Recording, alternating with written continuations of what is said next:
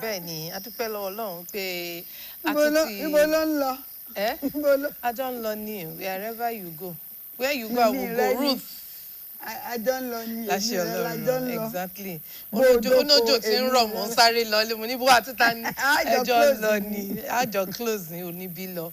Akínyìn ní gbogbo ibi tí ẹ ti ń gbádùn àwọn ètò wa tó ń dé sí ojú amóhùnmáwòrán yín. Yes.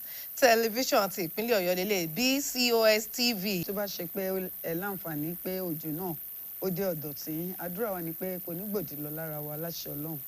Fúnkẹ́ Táíwò Ọláoyè òun náà ni orúkọ mi. Mú kí wá ìpè àkó àkókò yìí Ọlọ́run á jẹ́ kí yára nígbà. Amen. Àti ráàánú gbà láṣẹ Elédùmarè. Dúpẹ́ lọ́wọ́ Ọlọ́run. As usual on this program, you know, àwọn nǹkan tó ṣẹlẹ̀ from Monday to this moment, we'll see it. Yes, and very early this morning, there is a news that broke up. Kí dẹ̀ ni news yẹn? A gbọ́ wípé olùdíje náà ni wọ́n àfi. Àwọn náà jáde wípé àwọn náà wọ́n fẹ́ gbàpò tí wọ́n ti gbé ní ìbò abẹ́nú náà ti já wọn. Our former Minister of Power, Adélabú Adébáyọ̀ Adélabú tí gbogbo ń pè Kelemesh wípé àbígbẹ̀yìn àwọn òbí wọn a gbọ́ wípé láàárọ̀ òní láago they took her and her twin boys they took them away. So lọ́wọ́lọ́wọ́ báyìí bá ṣe ń sọ̀rọ̀ báyìí wọ́n wà níbi tí àwọn ajínigbé wọ́n ti jí àbúrò Honourable Adébáyọ̀ Adélabú Kelemesh àti àwọn ìbejì ẹ̀ méjèèjì ọ̀nà ti bí wọn gbé lọ. Fúnkẹ́, your analysis. Ṣé mo rí pé tó bá wo fídíò yẹn dáadáa and thank God for the woman tí ó tètè raise alarm. Ìyá àgbàlagbà yẹn pé òun ẹni tó ní mọ́tò yìí. Yes. Òun mọ ará àdúgbò òun ẹni tó ní mọ́tò yìí. Àwọn èèyàn ní confidence, you know, the woman tó rọra take kíní ẹ̀ náà, she is brave. Tó rán lóbìnrin lẹ́ni yẹn. Bẹ́ẹ̀ni. Eléyìí jẹ́ kí kó máa sin wá ń gbẹ́rẹ́ papọ̀ pé we just have to be our brothers keepers. Yes. Ẹ jọ̀ọ́ ẹ jẹ́ ká ran ara wa lọ́wọ́ ẹ jẹ́ ká kí á yan àwọn ìjọba lọ́wọ́ lórí ọ̀rọ̀ ètò ààbò yìí bí gómìnà wa ṣe máa ń sọ wọ́n ní ibi say something ẹ má jẹ́ kí á máa dáṣà kò kàn mí torí gbá tó bá máa àní mọ̀ o àní mọ̀ o Ọlọ́run bá kó má jẹ́ ká burúkú kàn wá ibikíbi tí wọ́n bá dẹ̀ kó wọn lọ kọ́lọ́run bá kó jọ kó fi ṣọ́ wọn kó bá wa rọ àwọn pípò yẹn lọ́kàn kó ṣe wọ́n rírí náà àti àwọn ọmọ tí wọ́n kó lọ ní ìjọba ìbílẹ̀ Oríire náà tí a sì ń wojú Ọlọ́run fún. May God forgive me if I'm wrong but incident tó ṣẹlẹ̀ ní Oríire yẹn ó dàbí ẹni pé sábàbí lọ́lọ́run fẹ́ fi ṣe. Ask me why. Àbúrò Fáyọ̀ṣe mò ń gbọ́. A máa fi mí ibi tó gbé mi lọ yẹn fà ọmọ Ọ̀yọ́ ni mi ṣe. Àníṣọ. Àárọ̀. Ṣé o mọ̀ wípé àtìgbà tí wọ́n ti máa ń jíyàn gbé lórílẹ̀‐èdè wa Nàìjíríà àkàn pariwo àwọn ti jíyàn gbé o ó dàbẹ̀ ni pé ó ń rìn wá ni kò já wa jẹ ààrẹ as big deal. Níbo o rántí Chibok girls o rántí Kankara boys. láti gbà Chibok girls ìjọ wo ni àtúntì wá rí irúfẹ́ massive protest bí irú eléyìí. Because the number then again irúfẹ́ àwọn èèyàn tó ń gbé exactly ló máa ń fà. Reason tó ṣe jẹ́ náà nìyẹn tó ṣe jẹ́ pé even kò jẹ́ ewúrẹ́ ẹ jẹ́ kí a má dáṣà lọ́dọ̀ tí wọ́n ní ó ti ṣẹlẹ̀ kò kàn wá ń bì. ibi nílẹ̀ yìí ó dókè. ṣókèrè kan àbí. wọ́n gbogbo àwọn state tó ń protest just because of the incident tó ṣẹlẹ̀ lọ́yọ̀ state. So also during the Chibok girls ó ti pẹ́ ní bóyá ó ti it happens here yes bring back our girls. In fact kí tún ṣe orílẹ̀-èdè yìí nìkan náà ti ṣe ń gbà it happened abroad kí lorúkẹ UK America láyé àwọn Ezekwesili ń gbà yẹn they were going around the world. mo wá nígbàgbọ́ wípé pẹ̀lú orúkọ àgbègbè tí ti Ọ̀yọ́ state ti ṣẹlẹ̀ Oríire ìṣẹ̀lẹ̀ àwọn ọmọ yìí á kórìíre bórílẹ̀-èdè Nàìjíríà lórí ọ̀rọ̀ insecurity tani wàá rí agbára náà torí wọ́n ní pé tí ẹ̀gún bá ti débi gbàgbó ẹ̀ ní ti máa bí ọkà bàbà àdúgbò ẹ rí Ọlọ́run ọ̀rọ̀ ẹ sú mi. Àmì mo ti sàmì gbà yẹn. He was expecting yes. Áńgẹ́lì Ọlọ́run kọjá. Áńgẹ́lì ewé o. Especially ní àkókò tójò ń rọ̀ lọ́wọ́ yìí. Ọlọ́run táwọn ọmọ yẹn wà nínú òjò gan. Lónìí ọjọ́ Wednesday àkọ́kọ́. Lórúkọ Jésù Ọlọ́run á ṣe wọ́n ní rere láṣẹ Èdùmàrè. Ìkúnlẹ̀ àbíamọ á ṣe wọ́n ní rere. Agbára Ọlọ́run, agbára Ọlọ́run, agbára Ọlọ́run. Yeah, from there we move on to another thing. Tí approach tó ń ṣe attend sáwọn tó ń protest lánàá. Tó bá ṣe ìjọba mi á rò bàbá wọn ló ń fà kó wọn ṣòfò. Except an insensitive. Ó lè ràn yàn. Bó bá ìrànyàn náà.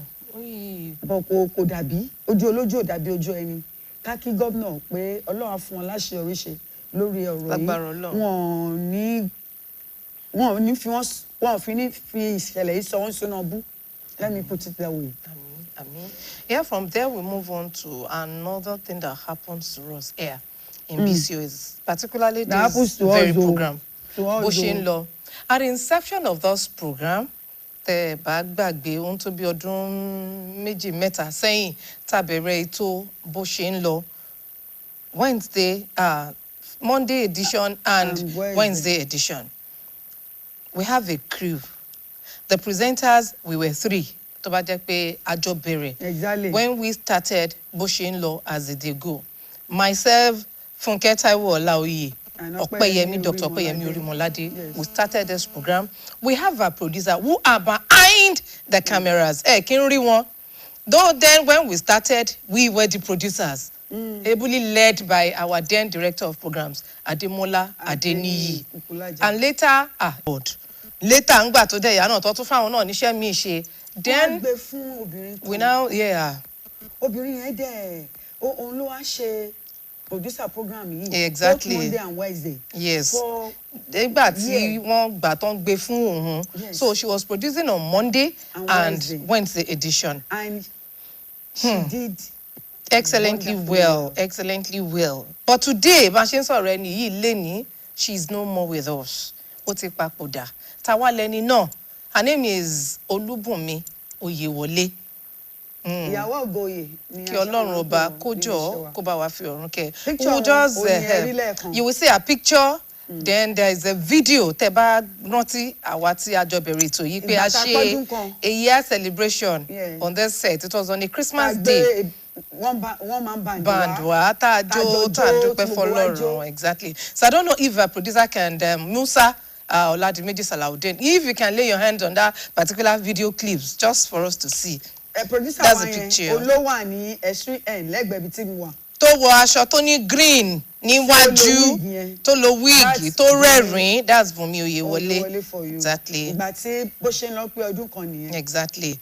And that's Musa Oladimeji Salaudeen. Our current producer now. Yes, the man in cap. Àwọn náà dàbí. So I don't know if you can show us that the video clips where we dance to mark exactly. Wow. That's Olúbùnmi. That's Bùnmi Oyèwọlé for you, our then producer. Ọlọ́run ọba. Àgbàládùúrà pé k'Ọlọ́run bá wa tẹ sáfẹ́fẹ́ rere. Amen. Kí ó mú ìyẹ̀pẹ̀ kúrò lójú ẹ̀. Amen. Kí ó bá wa dá àwọn ọmọ ẹ̀ sí. Amen. Ó rọ̀ àwọn ẹbí, ọ̀rẹ́ àti ojúlùmọ̀. Ó bá wa rọ̀ wọ́n lójú. Amen. Ó dàárọ̀. Good night, Bùnmi Oyèwọlé, and may God grant our family the fortitude to bear the irreparable loss. It's a great loss in this. Good night and goodbye. So, bó ṣe ń lọ lẹ́tọ̀ lẹ́ẹ̀kan sí i, ní àìpẹ́ yìí ni a gbọ́ wípé àwọn àìsàn tó relate mọ́ tí wọ́n lè kó látàrí fífífífín fi ọwọ́ ara ẹ̀. Ó fọwọ́ ara ẹ̀ ra ẹni tí ó pa. Wípé I mean, ṣé èèyàn wọ́n fi mẹ́ẹ̀dán ni? As in bí in those days àṣìpá ṣe máa ń ṣe. Pé as in ara kan bóbìnrin ṣe máa ń kun powder tó máa ń kun. Tí wọ́n recommend ẹ̀ fún ọ. Pé báwọn àṣìpá ṣe máa ń ṣe yẹn pé àwọn kan fẹ́ fi. Ó ti sọ wọ́n fi mẹ́ẹ̀dán. Ó lè wà lára ẹ̀ náà. Sneeze ni. Exactly. Àwa wà ń bẹ̀. Yes. Ẹ mọ nǹkan yẹn. Exactly. Kẹ́ ẹ máa rú. I'm trying to look for kilo. Ìwádìí jẹ́ kó yé wa pé a lot of billions of naira òun náà fi ń treat àwọn àìsàn tó ní ṣe pẹ̀lú àwọn tobacco yìí. Kódà ẹni tó dẹ̀ ń ṣe tobacco gan kọ síbẹ̀ pé ẹni tó mú kinní yìí are likely to die young. Okay, on eléyìí mo ti rí sìn. Ó kọ tobacco colon.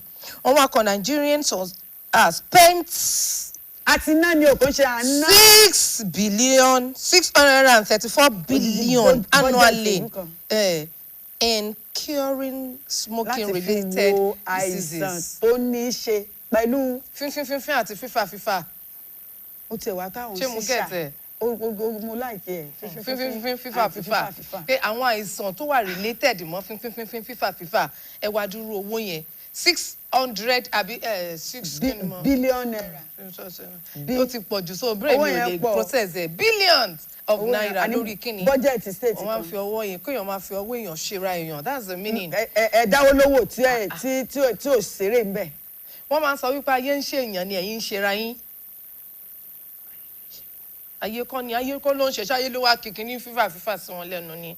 Ayé ló ní ayé ló fi. Kí ṣojú oorun náà ti ń fún wọn mú. Irọ́ ayé náà ló fi ṣe wọ́n.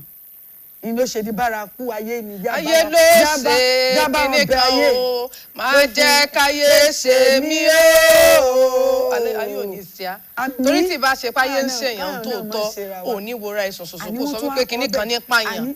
Ikú kan náà ni ó pààyàn. Smokers are liable to die young. Ẹ sì ń rà. Ó fẹ́ kú rèwerèwe ni, ó kánjú wáyé ni. No, irú àwọn èèyàn bẹ́ẹ̀ yẹn window wọn gbà jáde kì í ṣojú ilé. Tó bá jẹ́ wípé ojú ilé náà gbà jáde, ó mọ̀ pé ó ti ní time tó níbodè mọ́ sílẹ̀kùn. Wọ́n ti wá ń lago. Lago fáwọn irọ́ window náà fò wáyé. So before you get to their turn, wọ́n fẹ́ tún sáré padà lọ so that wọ́n wá wá Àsbátúndé Ìyábọ̀dé tán bá padà wá second word. Tàn yẹn tán bá sílẹ̀kùn fún yín. Why didn't you wait for your time? Why do you want to die before your time? Gbogbo àwọn ìwà pálapàla ìwà tí ò da yìí tó ń kó bá àgọ́ ara wa. Ẹ jẹ́ ká stop ẹ̀ náà. Fífífífín fífà. Lílá mímú. Kí là ń gbà ń bẹ̀? Nǹkan tí àwọn gan mọ̀ pé ó máa ń ṣàwọn ṣùtà o. O gbọ́ ni wọ́n ní wọn mind wípé kan ní ikú kan ní pààyàn. Wọ́n máa gba ìwáyà mọ̀rùfín. Ìwáyà mọ̀rùfín, that is a slogan. I used to have an uncle like that. My uncle. He's a retired soldier. It is not that one that you are thinking about. So that one does not do irú nǹkan bẹ́ẹ̀. So this particular my uncle. Wọ́n mọ bí ó jẹ́ obì. Okay. Wọn kì í jorógbó. All right. Wọn kì í mu sìgá. Wọn máa kóbìnrin. Wọn kì í mọtí èèyàn nìkan ní jàrábà. So tí ẹ bá ń sọ fún wa ní àìwáyà mọ́ rùtù. Ikú kan náà ni ó pààyàn. Ó sì ṣeé ṣe kéèyàn gbabi tó ti wà lọ́nà. Kéré wa náà dẹ̀ ni wọ́n fi. Náà ni. So àrùnre wọn. So irú àwa yìí náà dá àìwá ẹ́. Olúwatẹ́wọ̀. Ṣé wọ́n gbarú àdúrà fún yàn irú èèyàn tẹ́ mọ irú ikú tó kú ni. Ṣé wá ní káwí? So irú eléyìí tá à ń sọ yìí náà tá a ti mọ̀ wípé kíní yìí o àbájáde ẹ̀ yìí ṣé tó bá ti kó tiẹ̀ dá sí kú that is the word. irọ́ wọn tètè kú o wọ́n kọ́ ṣàìsàn. àìsàn tó máa jẹ̀rora. Yes àwọn ẹni ẹlẹ́ni tán ti wá wọ̀n yín títí ẹ̀ tún wá dà wọ́n sádánwò àwọn máa sá sókè sásódò ẹ̀yin máa wà lójú kan náà. ṣé mo pẹ́ tó bá dẹ̀ ń tọ́jú aláàárẹ̀ gan tó láyà ó ní o. ó làárẹ̀ ń ṣe o. Then again àwa náà tó jẹ́ wípé ọ̀rẹ́ mi ló ń fa sìgá kì í ṣe mi ni you are secondary smoker. ẹbí ẹjọ́ ń fi ibi tó gbogbo ìpínlẹ̀ ń rùn díẹ̀díẹ̀ náà fa sọ́kọ́ lọ. Exactly and meanwhile bí ṣe ń dáméjì kíní wọn ní ń dáméjì kíní tiẹ̀ náà wọ́n ní kí ló ń dáméjì àgọ́ ara náà pé meanwhile à ń sọ̀rọ̀ fífà mímu lílá injection náà nǹkan I watch a video clip tí o ti rí tí apá re tán ẹsẹ̀ náà re tán ń gun rẹ̀ ní nǹkan hi ṣé I want to ẹni hi tí ó ní malaria gan tó ní kó wá gba abẹ́rẹ́ kí àìsàn tó ń sá kiri ẹ̀yin wá kọ̀ọ̀kan torí pé fẹ́ hi ẹ̀ wọ́n inject ara yín.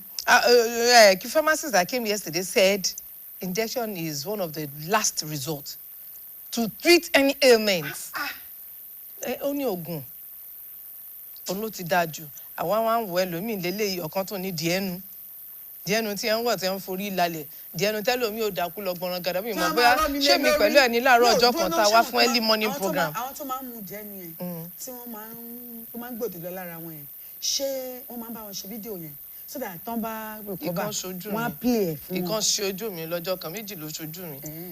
Jágbọ́.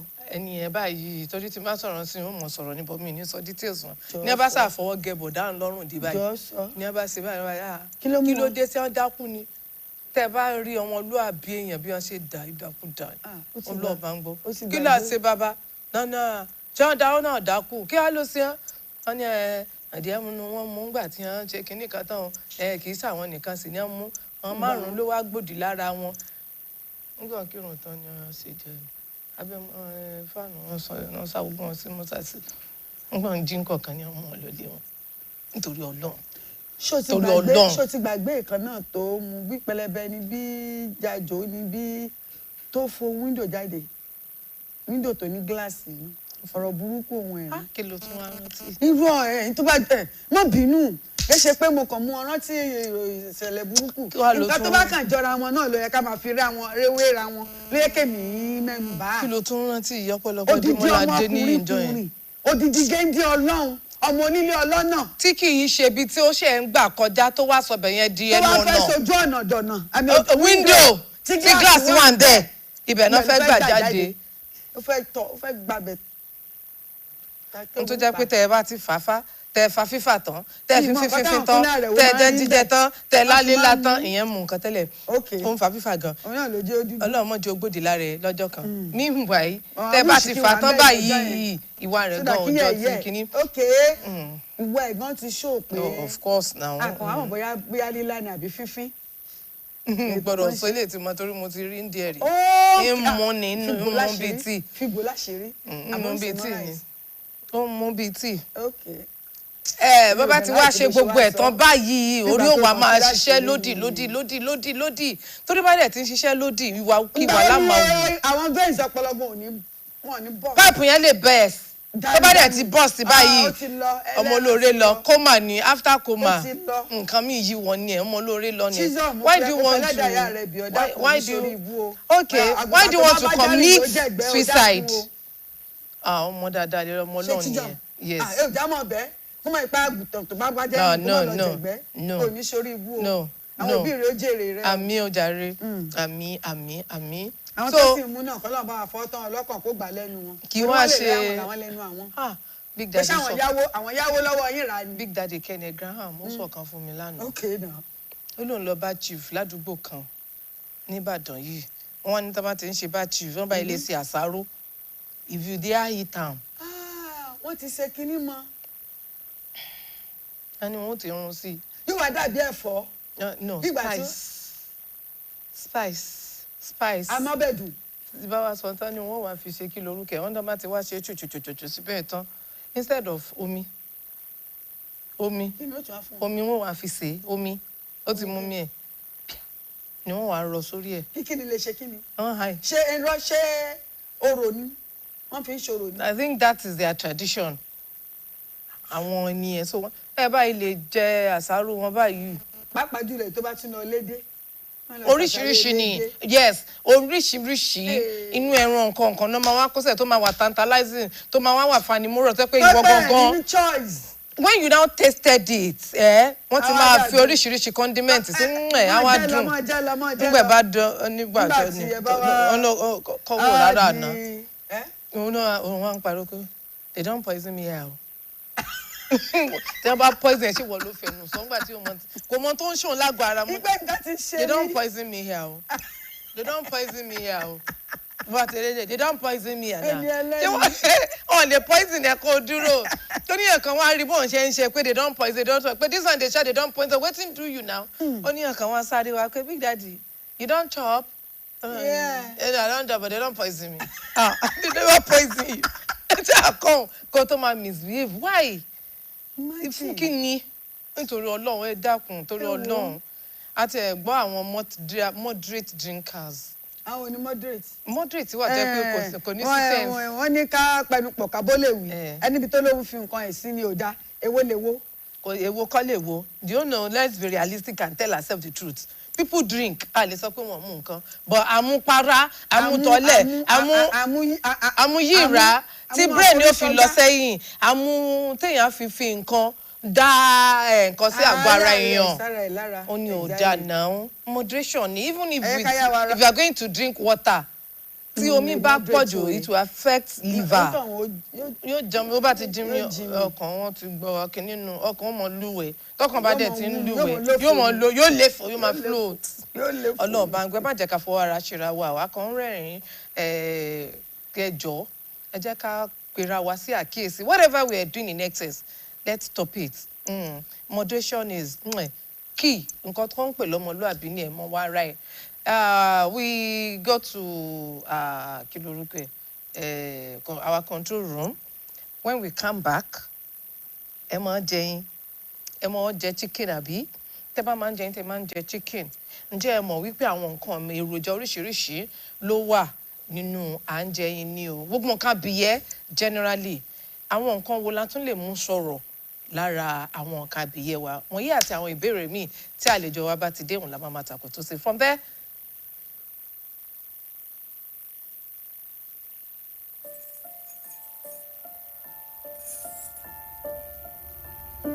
Super Malt Multivitamin Active Teens.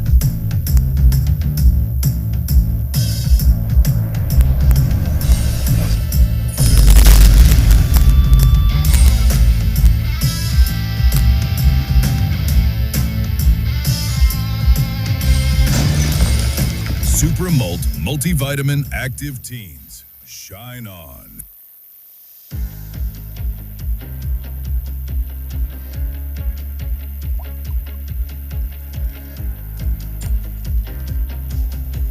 Cadbury 3-in-1 hot chocolate, the treat you deserve.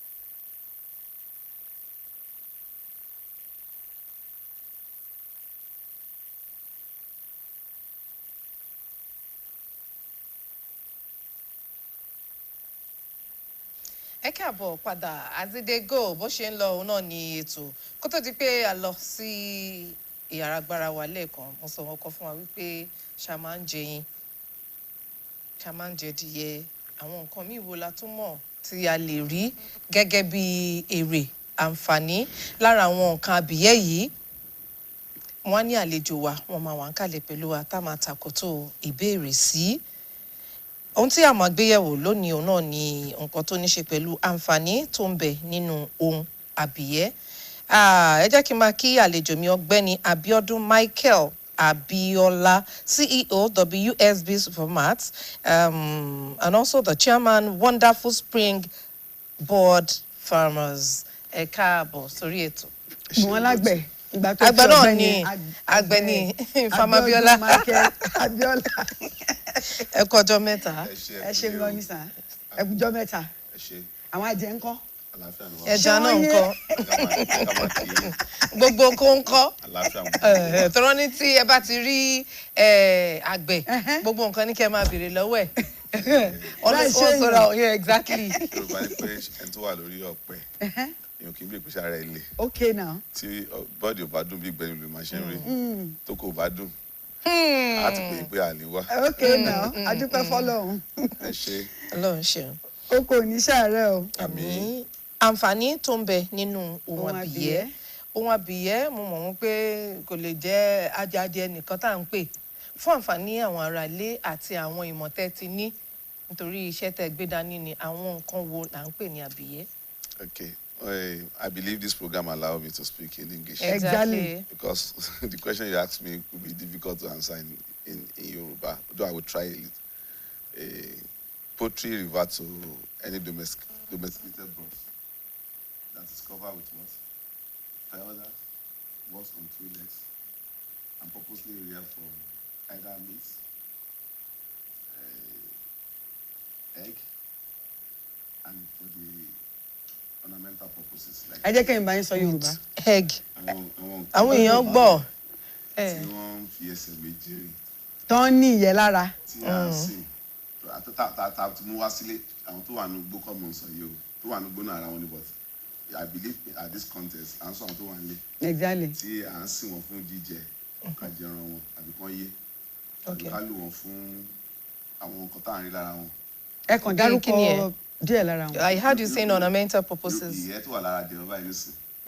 Ìyẹ́ ara wọn tán bá tu wọn wọ́n lè fi wọ́n ṣe design oríṣiríṣi. Wọ́n tún fi wọ́n ṣe pullover láwọn countries tí ó pọ̀ dáadáa. Ìyá jẹ. Okay. So that wọ́n á fi wọ́n láìní aṣọ nínú so that ẹ bá wọ̀ wọ́n. A lè ta pampa. Pátá bàbá lọ́kọ̀ kò ní jẹ́ òtútù kó yọ ẹ̀yẹ. Really? Warmer. Yes. Ó dàbí warmer lára wọn. And some of the byproducts are also primary products for some companies. Like what? Okay. Tabamu ìyẹ́ yẹn náà a tún fi ń ṣe feed me àbí feather meal tàbí sínú oúnjẹ. It's very high in protein. Ní feather yẹn náà ṣé fún èèyàn àbí fún. Àwọn nǹkan ọ̀sán náà tún máa fún jẹ. Okay. Ẹja lẹja ń jẹ sanra. Fi ń ṣe oúnjẹ ẹja even kan tó lè ní ìgbà sínú oúnjẹ adìẹ náà. Wow. And irú tí wọ́n bá process adìẹ irú overs wọn could be processed. A máa ń pè é kàn ní rendering àwọn ẹ̀jẹ̀ wọn. Ẹ̀jẹ̀ tó wá látara wọn náà ìjọ ti ń pa wọn lọ́pọ̀lọpọ̀. Okay.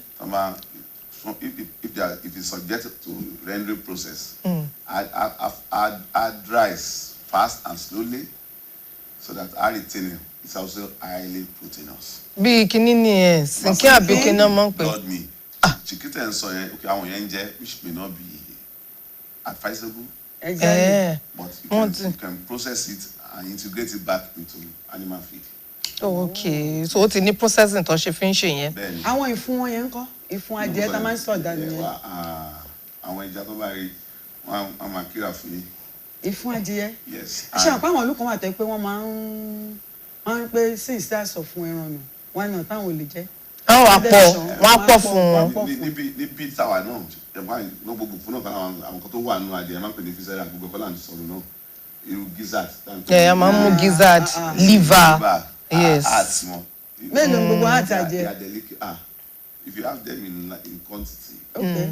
Even the gizzard yẹn gan. Like 10,000 in a day. You know it's massive. Oh wow. And I think digress from the question you asked me. So that any quick àwọn àǹfààní wo ló wà ńbẹ̀. Yes. Okay. There are economic benefits.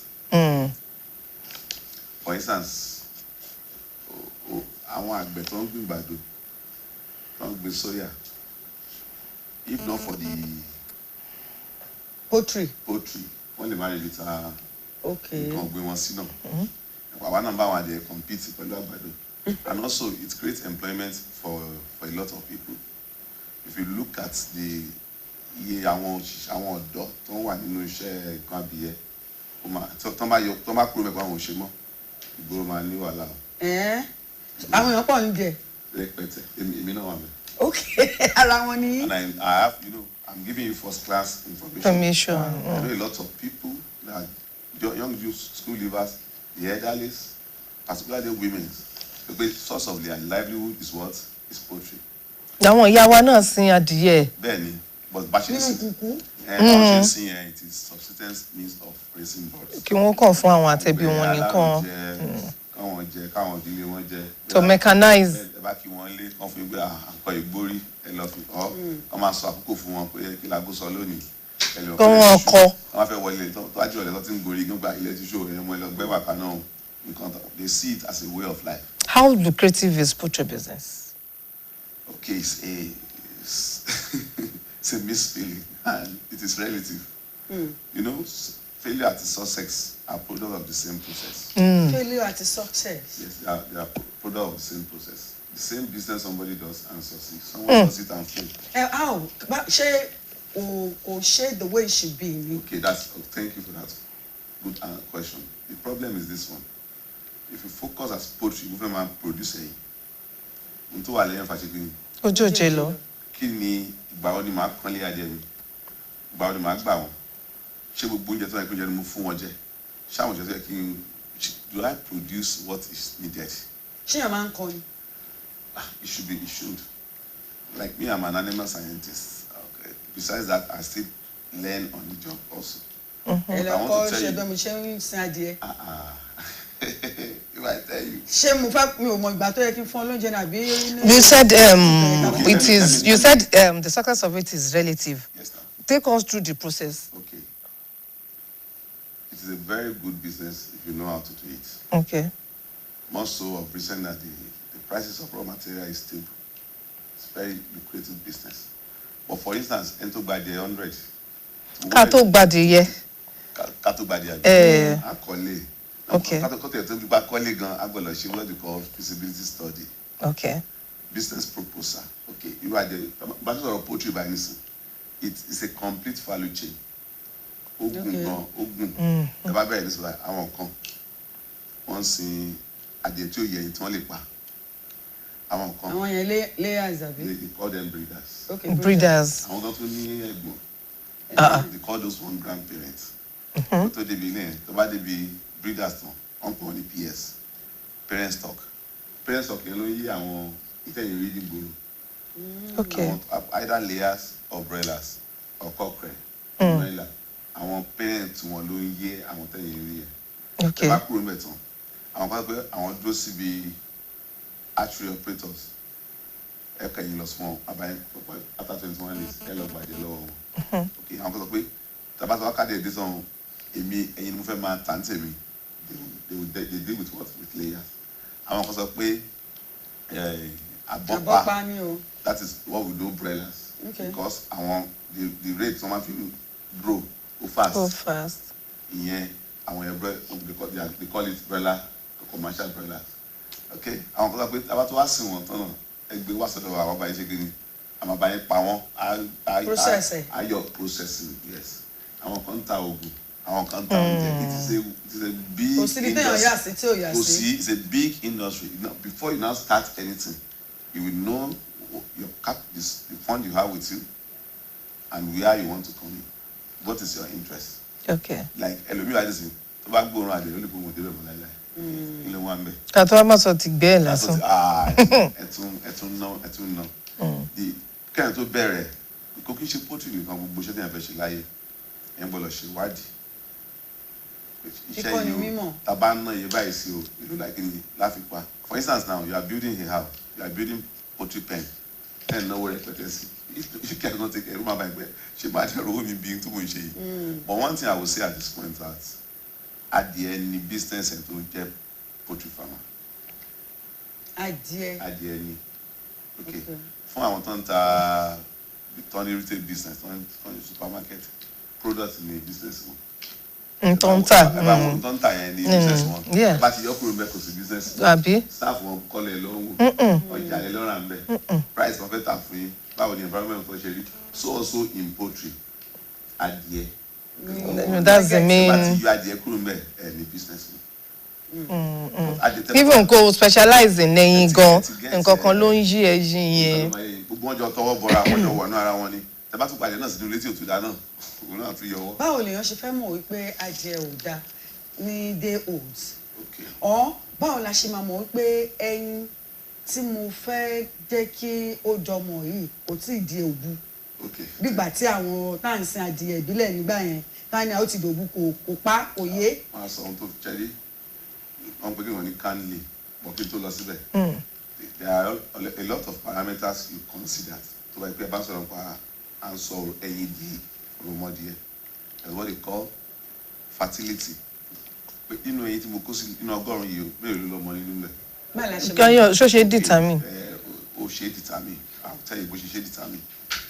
Tí a bá ti kó ẹyin sínú